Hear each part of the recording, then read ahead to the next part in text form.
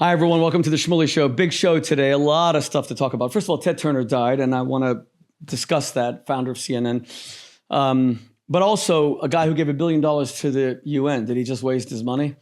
Sad that he passed away, 87 years old, same age as my father. And the 6th anniversary of my father's passing is in 10 days. So it kind of speaks to me. Iran, according to estimates, has retained 70% of their missiles. So the Israeli and American airstrikes, what were they accomplishing? We got to talk about that. Then you have the Saudis and the Kuwaitis who actually closed their airspace over the past few days, which hampers American activity in trying to enforce the blockade of the Strait of Hormuz. Why are they flip-flopping? Iran is their enemy. And by the way, Kuwait, we frickin' saved their ass in 1991 in the first Gulf War. There would be no Kuwait today. Thanks for saying thank you to the American military and the American people. Let's start. Ted Turner. I always reference my good friend Gabe. So Gabe worked for the UN. Gabe's my producer. And I actually think the UN is not just a waste of time and energy. We had a discussion, and Gabe was there this past Friday night. So our Shabbat meals are kind of like, they're like salons, right? So we have Jews, non-Jews. So we had one of the directors of comms for the UN. Good friend of mine, known him from Oxford University 30 years ago. And I asked everyone around the table, choose one of the three things. United Nations, good, evil, ineffective. So half the people said good. And the argument, as Gabe would say, was their humanitarian work. I mean, Gabe worked for actually one of the important or effective UN agencies, the UNHRC, United Nations High Commission for Refugees. Okay, yeah, humanitarian work, distributing food, taking in refugees. But I'm talking about the political side of the UN, the General Assembly, the Security Council, which has all the power, which has vetoes from China and Putin. Yeah. And I said that the UN is evil. And everyone thought that I was being an extremist. Let me make the case why Ted Turner blew $1 billion of his money on the UN and how Americans, we pay 20% of the UN budget, why the UN is evil. It's simple. The UN was conceived by a man named Franklin Delano Roosevelt, FDR, when he was in Tehran in 1943 for his first meeting with Joseph Stalin. It was the big three, Churchill, FDR, Stalin. Fun fact, FDR stayed in the Russian embassy in Tehran. Now just imagine how many bugs there were, listening devices.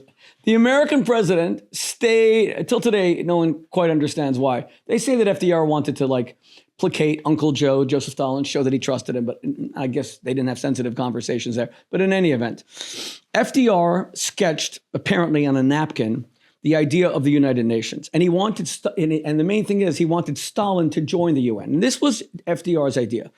And he gave it its name, the United Nations, Franklin Delano Roosevelt said, would consist of an army controlled by the 4 policemen of the Security Council. And the 4 policemen were going to be France, the United States, Russia, and Great Britain.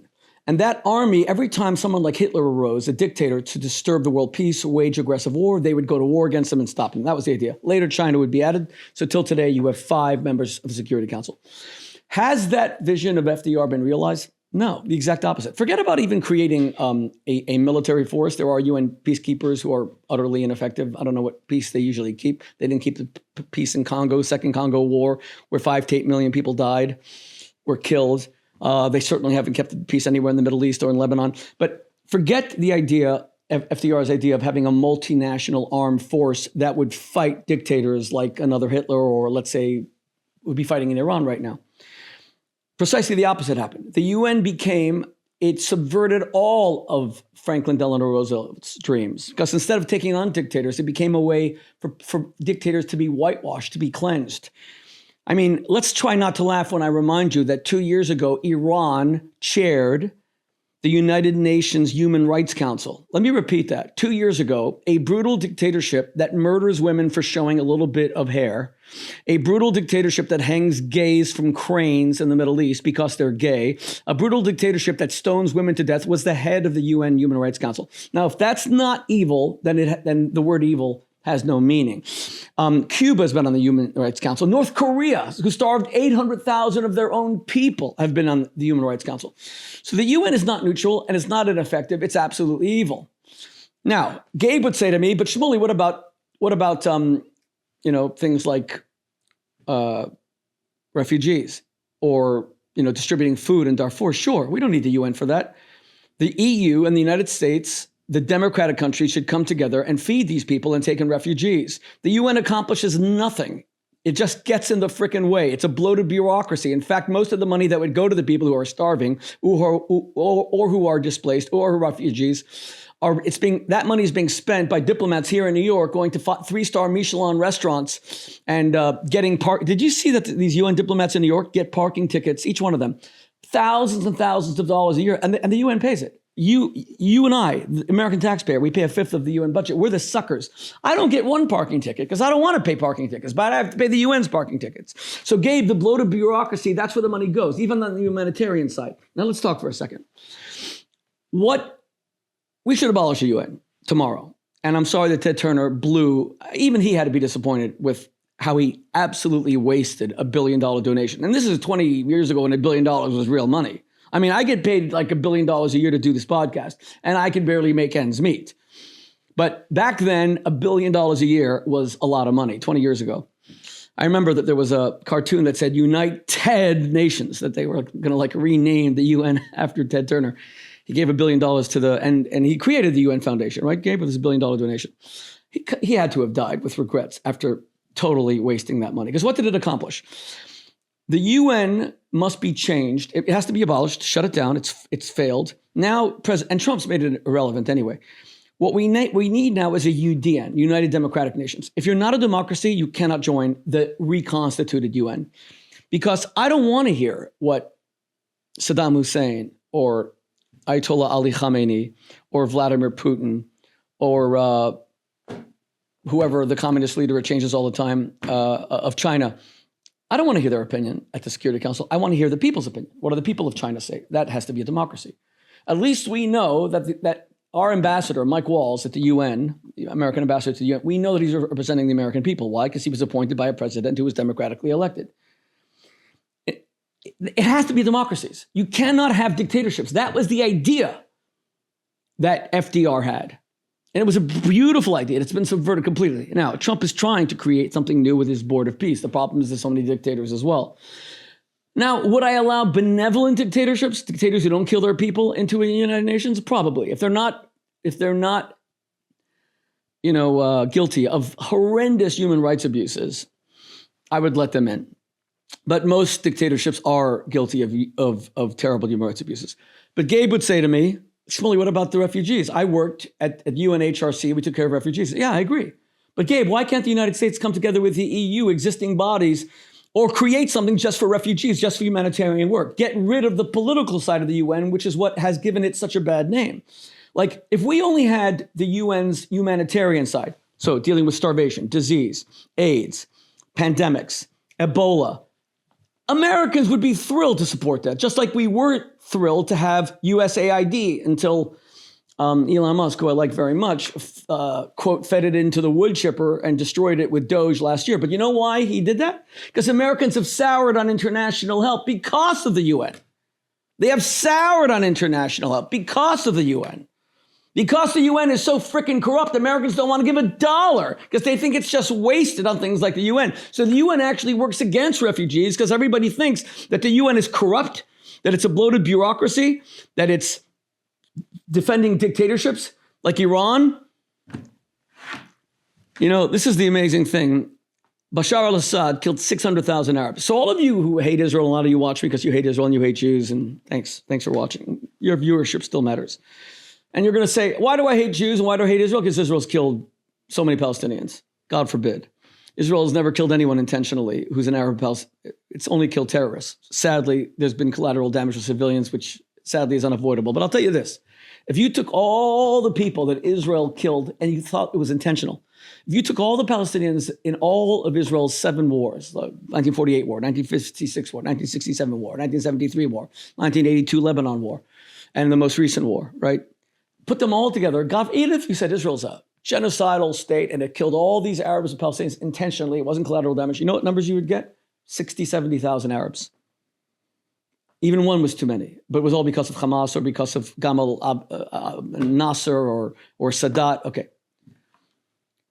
Do you know how many people Bashar al-Assad, Arabs, killed between 2011 until he was deposed 2 years ago, he killed 600,000 Arabs, 10 times of what Israel killed accidentally through, and even if they said Israel did it intentionally, 10 times that.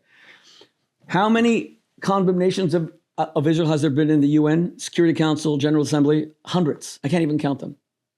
Like 30 times more than any other country. Now, Gabe, here's your fun fact trivia of the day. And Gabe is very informed. Gabe, I'm asking you a question. In the 13 years that Bashar al-Assad killed more Arabs than any human being who ever lived, with the sole exception of Saddam Hussein, who killed 800,000 Arabs, okay? So Saddam Hussein killed 800,000 Arabs, Bashar al-Assad killed 600,000. How many condemnations of Syria were there in the UN Security Council? Gabe?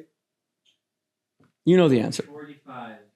Over 45. Look, 0. There wasn't one.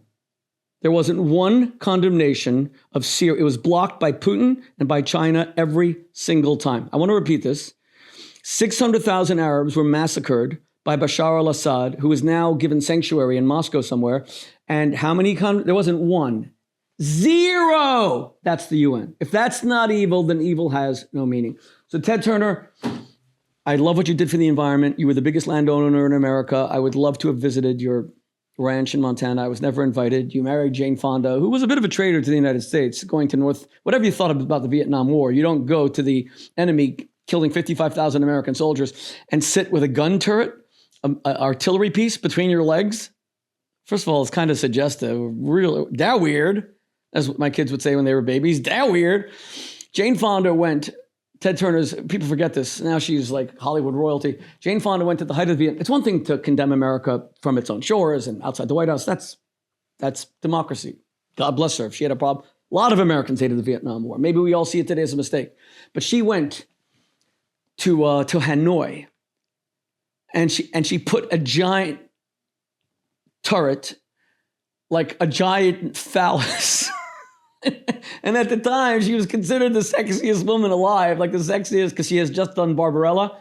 You're too young for this. Barbarella was like the first really sexy Hollywood movie ever done, okay? She was a space alien, whatever the hell it was, Barbarella. And she goes to Vietnam, and she puts a giant artillery piece between her legs and condemns the U.S. military. That's a little bit treasonous, a little bit. But anyway, so she marries him. No, and it's funny, she put out a statement saying that she, misses him so much, and he was amazing, and she married him for love. Gabe, I want to ask you a question. Do you think that Jane Fonda married Ted Turner only for love, or the fact that he created CNN and was a multi-billionaire, do you think that played like 5% of her decision, or not even that? Not everyone is so materialistic. Oh, okay. It's not about the Benjamins for everyone. Oh, okay. Okay, only if Jane Fonda. You're right. Candace Owens would have said that. They probably They're going to say she's Jewish soon because she married the billionaire. Okay, so rest in peace, Ted Turner. We never met, I don't think, but indirectly you helped elevate my profile as it were, because I did CNN so many times. Is CNN perfect? Far from it. Not fair to Israel, but it's not the worst. BBC's far worse. So I miss you, Ted Turner, and rest in peace. Well, I don't know why we say rest in. Okay, anyway. For another time. Running out of time, so we got to keep on moving. Gabe brought this to my attention. And by the way, I always want to thank Gabe, my producer, my colleague, my brother, my friend, who does such a great job on these topics.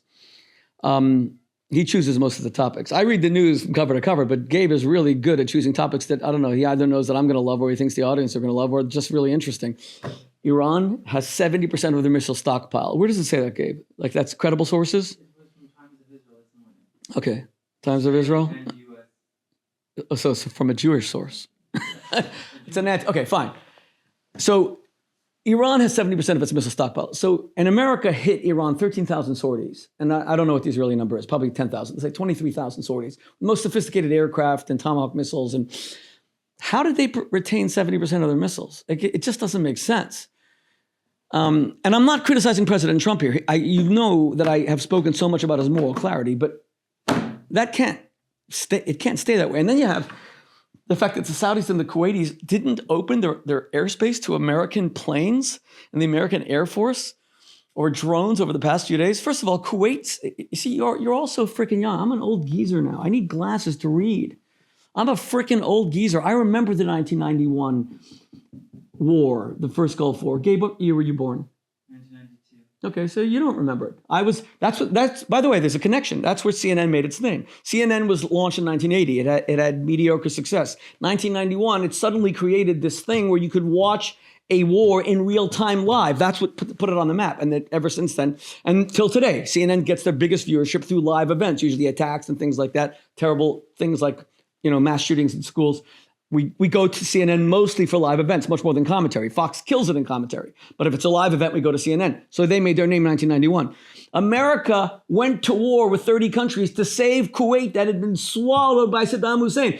And they say thank you. For that alone, they should open their airspace. But America's saving them today from Iran.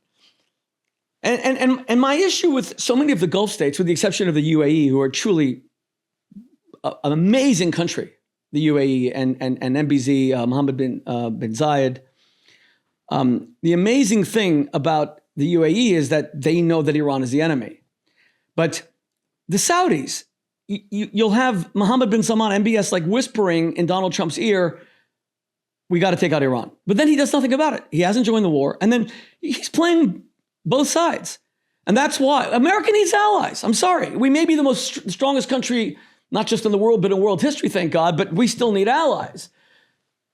I'm happy that President Trump punished Germany by removing 5,000 troops when Germany dared to criticize our military for protecting Germany, because Iran already has missiles that could reach Germany. What the hell was Merz of Germany doing, criticizing our military? Why are we defending frickin' Germany till today, especially if they hate our guts? And by the way, I'm not the biggest fan of Germany. And you'll have to guess why. I'm not exactly a fan of Germany. When you kill 6 million people and you say, oh, that's so yesterday, Shmuley. That's like, I once had a German parliamentarian. I can actually say his name, but since he died, I'm not going to say it now. He came to speak for me at Oxford. He actually said to me at a dinner with tons of Oxford students, Rabbi, how long are you Jews going to hold the Holocaust around our German neck as an albatross? And this was 30 years ago when the Holocaust was only, 50 years. This was back in like 1990. Could you imagine? How long are you Jews going to remind us that we gassed 10,000 Jews a day and killed 1.5 million? Why haven't you? Just get over it. So I'm not even a big fan of Germany to start with. Okay. Mayor Mamdani. There was a New York City Facebook page that supported Israel. And guess who took it down? I'll give you 3 choices. Mamdani, anti-Semite Jew hater. Mamdani's wife. Gabe, what's Mamdani's wife's name again? She has Ruma. Ruma. Is it? I don't want to be disrespectful, but isn't that the thing that isn't the Ruma the thing that crawls around, that automatic robot that sucks up? It's a Roomba. Oh, is she Roomba or Ruma? She's not. I don't want to be disrespectful. I'm not suggesting that she is a vacuum cleaner going around the room, although, in fact, she doesn't suck things up, she spews them out. Rama, okay, Rama. Hari Rama, okay. So I'll give you 3 choices who took down the Facebook page. A, Mamdani. B, his wife, Rama, not Ruma and not Roomba. I meant no disrespect. I respect women, even when they're Jew haters, except for Clandis Ovens, because she's a guy. If she could say it about Brigitte Macron, we could say it about her. That was a joke, by the way. But Clandis Ovens is a pig. But she's the only woman I really disrespect because she hates women. And if you hate women, you broke the sisterhood, baby. I got 6 daughters, okay? I'm surprised, Gabe, by the way, that Clandis doesn't say I'm that she doesn't say I'm a woman and agrees that I'm a dude. But let's not put ideas in her head. And the third choice is that the guy who did it was, God, give me the name of, Qatar Qatarson. And the answer is Mamdani. You got it. This same Mamdani who removed a law that Free Palestine protests have to be at least 100 feet away, 100 yards away from Jewish schools, Jewish daycare centers, JCCs, synagogues. Disgusting. So you're allowed to come in our face and intimidate people from walking into a shul. The only thing that we have going for us, thank God, is that Jessica Tisch, amazing commissioner of the NYPD, is holding the fort.